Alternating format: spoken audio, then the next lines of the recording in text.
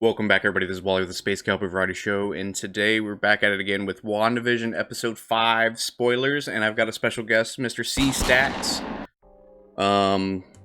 He's another fellow YouTuber, and today we're gonna get into the thick of it.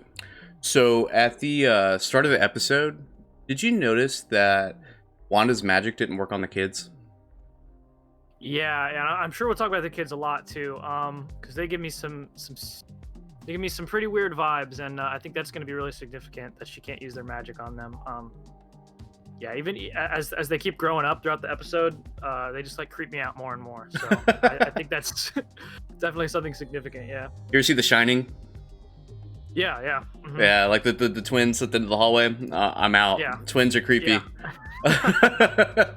So, and I noticed that it is two boys in the MCU as opposed to a boy and a girl, as it is in the comics. Right, and I don't know much about her kids in the comics or anything like that, but that is an interesting choice, and I wonder if that's maybe them just trying to make it clear that these aren't the same characters from the comics. Maybe that's a little hint that the twins aren't who we think they are. Oh, for sure. I'm sure we'll get into like fan theories and Mephisto connections possibly, and I don't know that that I believe Mephisto is in the show yet, but I think there's something else going on with the twins, and if you want to make some Mephisto fan theories, I think you could make an argument that the twins might be.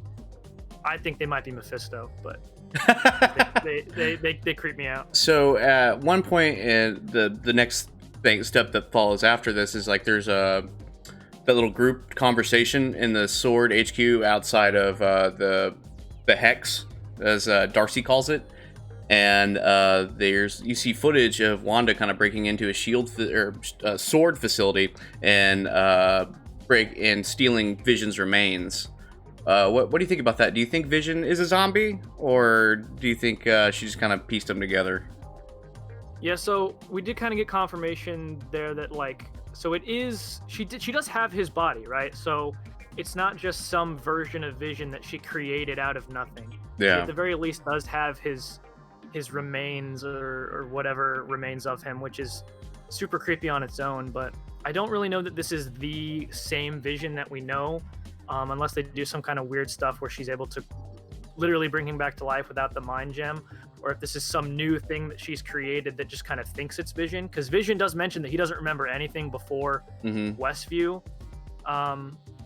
So yeah, definitely super creepy. They went the direction where she literally like reanimated him or put him back together from his corpse. So interesting they went that way, but I don't think this version of Vision is the same version of Vision we knew from before. And I there's a little bit, spoiler alert, a little bit moving forward, in the episode 6 preview, there's a moment where he seems to walk outside the Hex and he collapses instantly, and I think he can like only exist when he's within Westview. I think he is 100% a creation of Wanda while he's in there, and once he steps out, he just kind of collapses. Well, and that's super interesting because like Wanda, when she's transmuting items essentially, because like when Monica leaves the Hex, like her pants are still like Kevlar, but it's something else. Yeah. So it on that level, I feel like the thing still exists, but that's interesting that he just collapses when he leaves.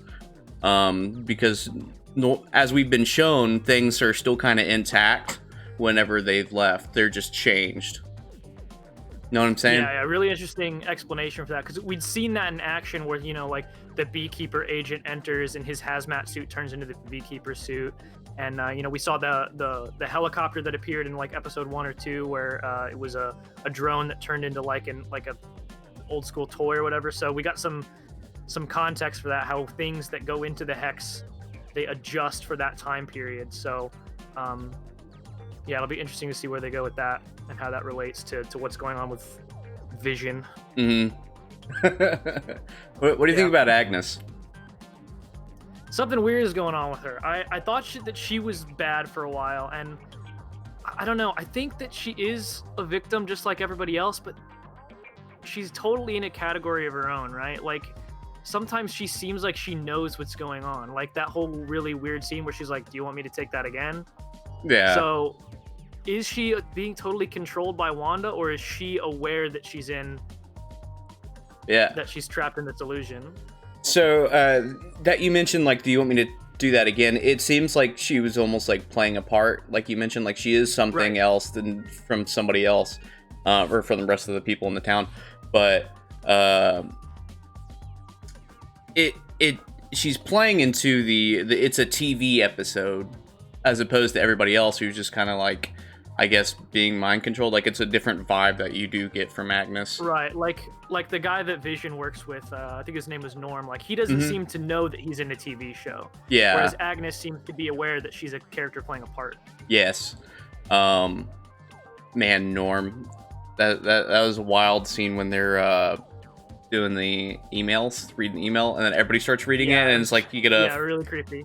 a Fight Club. His name was Robert Paulson, but they're reading the email. So in the email, we find out that Wanda, at least it's a she that's is in Norm's head.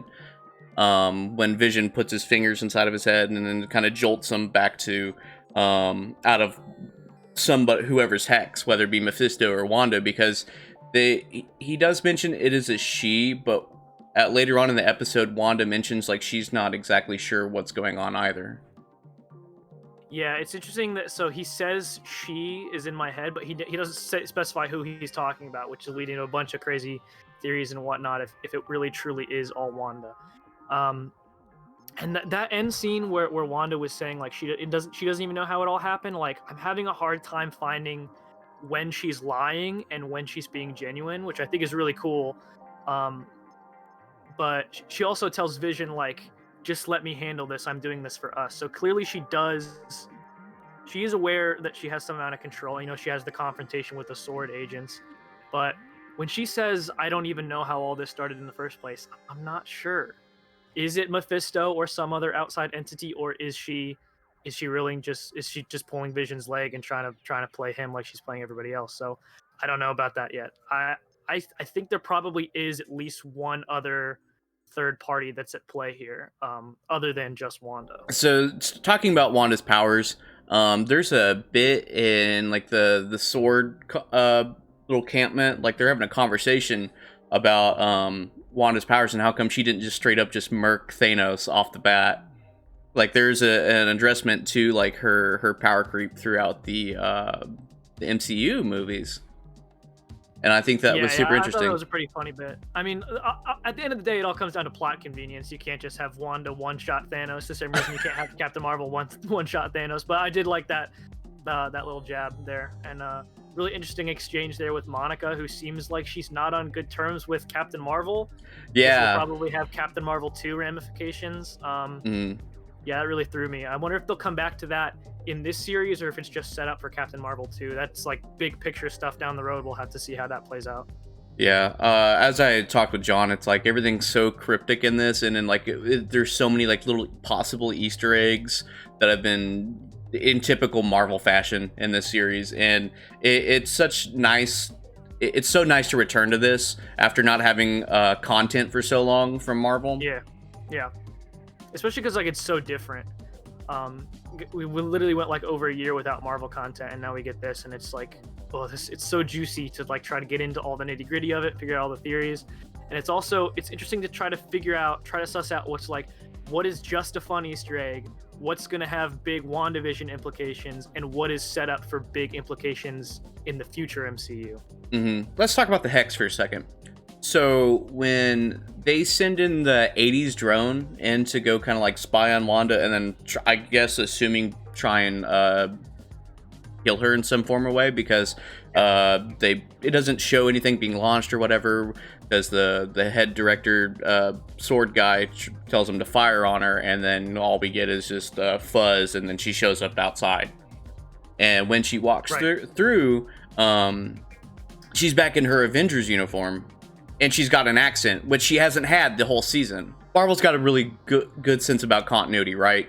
So, like, she's had the accent in previous films, and it's just really strange that she didn't have it in the show, and then now it's back. Because I've seen that happen in movies where people, like, forget that they have accents, stuff like that, but I don't know if anything is, like, that deliberate.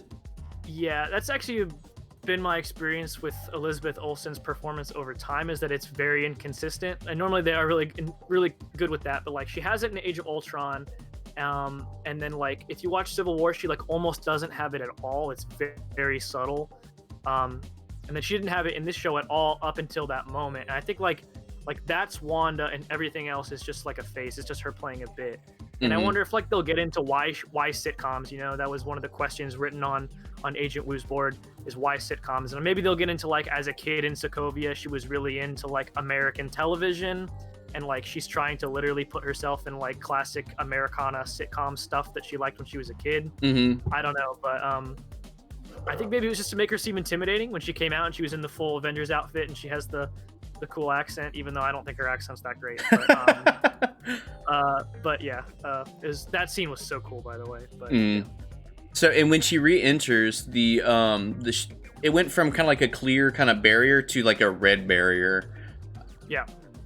Do you think that might just be like maybe it'll be more difficult to get through now, or how do you interpret that red? That's how I took it. I thought it was her like. I interpreted it as like she's putting up additional barriers and additional safeguards. That's what I thought she was doing. I saw some people talking about how like, oh, Wanda had like trouble breaching the barrier, so maybe that means she's not actually in control. Maybe it's somebody else's barrier. That's not how I took it. I thought she was putting up like an additional barrier, like you're not getting in again. I thought that's what she was doing. That's how I took it. Yeah, that's how I also feel. So if you've noticed that like in every episode we get kind of like a silly like little commercial halfway through, with some underlying tones there probably. Yeah. So in this one we get the Lagos paper towels, and it's the second time in the episode that it gets brought up, because the first time is when they're having that little meeting in the encampment outside, and they bring it up when the director calls Wanda a terrorist. And and I'm wondering if she's starting to have some kind of like guilt over the situation. I think she's clearly dealing with some trauma regarding to her grief over Vision, but also in those commercials we see there's a lot of Hydra stuff, a lot of Hydra imagery. Strucker is mentioned, he's the one who experimented on her and gave her powers, and then now we get the Lagos thing, which for viewers who might not be like super up on their MCU continuity, in Captain America Civil War at the very beginning, when they're on that mission hunting down Crossbones, and Wanda accidentally kills a bunch of people in that building, that was in Lagos, so that's what that's in reference to. So I think she's definitely dealing with all kinds of stuff, and that's kind of what's coming out in those commercials, is her trying to deal with all these traumatic events in her past. I think all that stuff's going to come to the surface as we go on. That's why she's bubbled herself into this self-imposed quarantine, is she doesn't want to have to deal with all these traumatic events again. So I think that's her trying to process all this crazy stuff that's happened to her. So this was like the most on the nose one, I think, the Lagos, for when you make a mess you didn't mean to. Yeah. Hilarious, and yeah, it was really good. It does seem like most of this has a lot to do with like how she feels psychologically, as opposed to any other kind of like main villain or anything like that. She's not doing it maliciously, is what you're saying. Yeah. She thinks that, and this actually gets to something I wanted to talk about, how she told Vision she's doing it for them, so clearly she thinks she's doing the right thing, but also she's holding this whole town hostage, right? And these are actual people in here who are trapped in here. I think what she's doing, though, is I think everyone that's trapped in this town is going through some kind of grief or something, and she thinks she's helping them by giving them an escape. Because so when Vision unlocks Norm's subconscious, right, he starts freaking out because he's talking about how like he needs to get a hold of his sister because his dad is sick and his sister's taking care of his dad.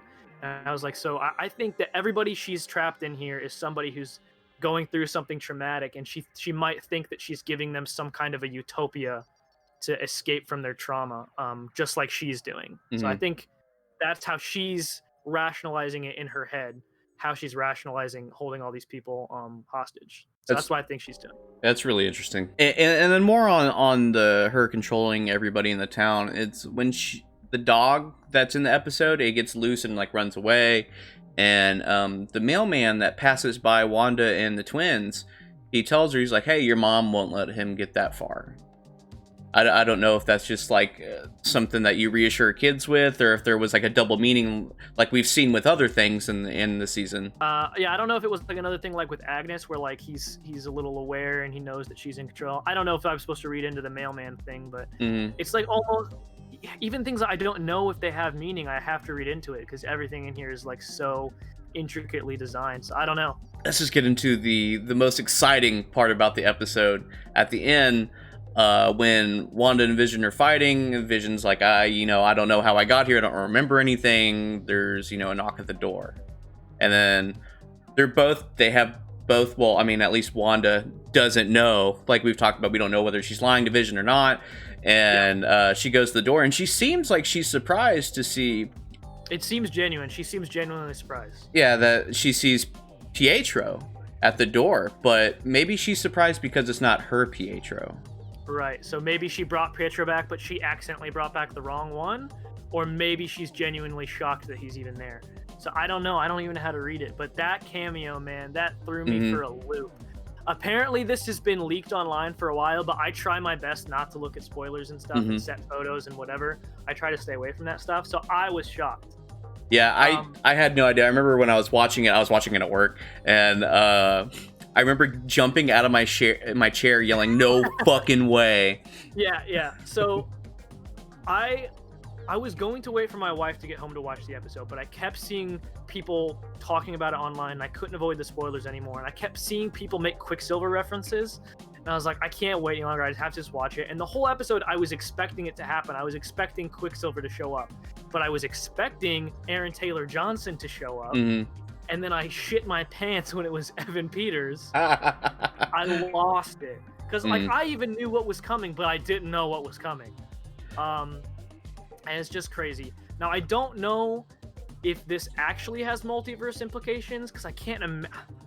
It's just something I thought they would never do. I never thought they would cross over with the Fox X-Men stuff. Yeah, that's insanely wild. It's crazy. So I think maybe it's just like a fun in-joke for the audience, and maybe he is really just another victim who she's literally cast as her brother, or maybe it really is X-Men Quicksilver. I have no idea, but it's because because the Darcy comment at the end, it's like, did she what is it? She recast Pietro. Yeah, and like, I don't know, maybe that was them trying to reassure us that it's not what I thought it was initially, but I mean, she's in Doctor Strange 2, and Doctor Strange 2 is called Multiverse of Madness, and we know that we're getting more multiverse stuff. So maybe she really, her or Mephisto or whatever third-party entity is involved, maybe they really did pull him out of the X-Men universe and brought him here. Yeah, go ahead. Or maybe it's just another universe version of Quicksilver that's not the exact one from X-Men, but is played by Evan Peters. So, like, not 616 or the X-Men, it's another one. Yeah, okay. Right, yeah. So, and as to whether she actually did this or somebody else did this, I don't know. It seemed like genuine shock, and I kind of think that she was talking earlier about how she can't fix the dead and how she misses her brother and all that, and I think maybe Mephisto is like, I'll throw you this bone or something, and somebody else did this like as a gift to her to keep her content in the illusion or something. I don't know, man. I don't know if it was her or if it was somebody else, but it definitely threw me. So I've heard conversation about this could possibly be like a reverse House of M situation, where instead of like, no more mutants, she accidentally brings mutants to the 6-1 or whatever the number is for the MCU she's gonna bring mutants to the MCU, essentially. What do you think about that? I don't know, man. Bringing in mutants this late, I don't think there's a great way for them to do it. And I guess that is a way for them to do it. I don't love it. The most compelling thing about X-Men is like its lore and like the history of it, and to just create mutants this late in the game.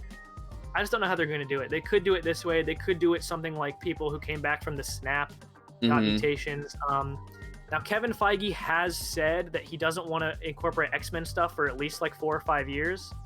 You can take him at his word, or you can think that he's bullshitting you so that he can surprise you with something. So I don't know. It wouldn't be the first time that they've blown smoke up our ass so that they can pull a fast one and do something crazy. But he did say he didn't want to bring mutants in for like 5 years or so. But I mean, here's Evan Peters, who was in the Fox X-Men movies, so anything is fair game at this point. Yeah, yeah, just absolutely. This is just such a great episode, especially with the surprise at the end. Absolutely wild. Well, I just want to thank you for joining me today, Stacks. Go ahead and plug yourself. Yeah, you can check me out on YouTube, C Stacks. It's C_Stacks. I do a lot of content for a card game called Versus System. It's got Marvel characters and stuff, so feel free to check it out. Yeah. Okay, yeah, I'll put his links in the description below, and I'll see you, Space Cowboy and or Gal. Thanks, Stacks, for joining me.